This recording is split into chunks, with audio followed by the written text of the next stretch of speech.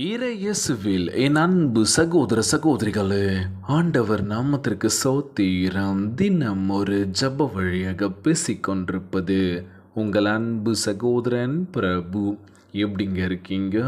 இன்றைய நாள் எப்படிங்க போச்சு? உங்களுக்கு மகிழ்ச்சியாக இருந்தீங்களோ? எப்போவுமே சந்தோஷமாக இருங்க.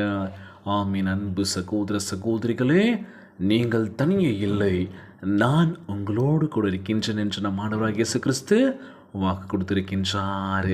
கலங்காதீங்க, பயப்படாதீங்க. நம்ம இயேசப்பா நம்மோடு கூட இருக்கின்றார். நேற்றைய தினம் நிறைய பேர் கேள்விப்பட்டிருப்பீங்கன்னு நினைக்கிறோம். ஆவடியில் நடந்த ஒரு விஷயங்க இது. வீட்டுக்குள்ளே பட்டாசு வெடிச்சிருக்காங்க. அந்த பட்டாசு வெடித்து 4 பேர் இறந்துட்டாங்க. வீடும் தரமாட்டமாக ஆயிடுச்சு. ஸோ நாட்டு வெடியாது.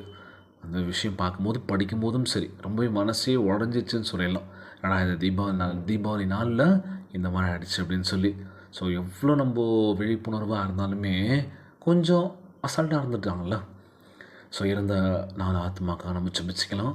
சேஃபாக இருங்க, பத்திரமா இருங்க. எப்போ என்ன நடக்குன்றதே தெரிய மாட்டதில்ல. எப்போவுமே நம்ம கவனமாக இருக்க முடியுமானா கேள்விக்குறி மட்டும்தான்.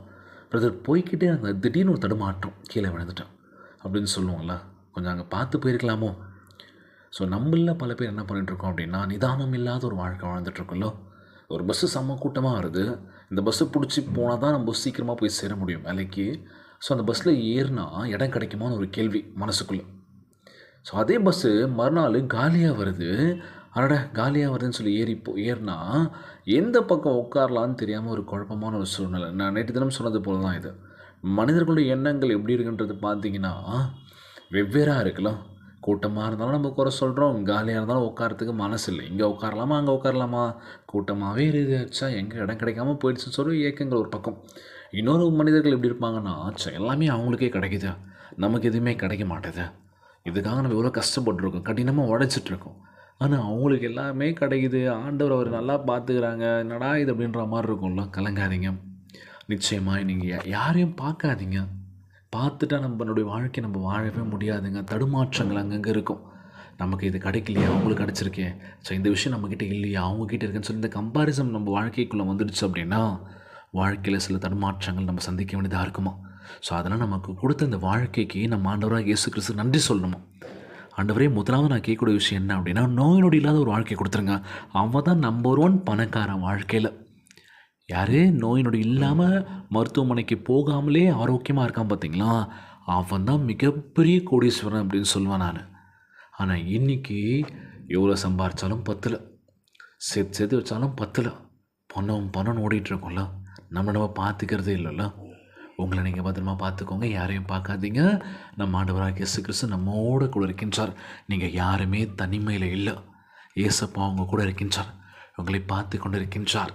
மகளே, மகனே, கலங்காத, நிச்சயமாகவே முடிவு உண்டு. உன் நம்பிக்கை வீண் போகாது என்று நீதிமொழிகள் 23:18 சொல்லக்கூடிய அழகான வார்த்தைங்க. இன்றைய நாள் ஜெபம். உலகில் வாழ்கின்ற எல்லாருக்கும் நம்ம ஜெபிக்கலாம். ஜெபத்திற்குள்ளாக பயணிப்போமா.